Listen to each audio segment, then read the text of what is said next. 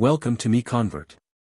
In this tutorial, I will show you how to convert DXF files to AMF format, completely free and online. Open your browser and search for DXF to AMF MiConvert.com. Click on the first result to go straight to the converter. You are now on the DXF to AMF converter page. The interface is clean and easy to use.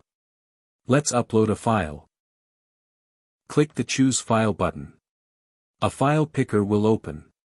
Select the DXF file you want to convert, then click Open. Your file is loaded and ready.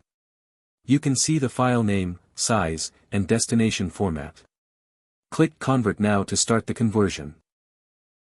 The conversion is in progress. You can see the progress bar moving.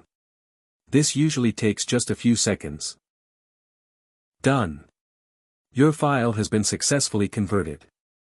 Click Download to save the AMF file to your computer. That's it.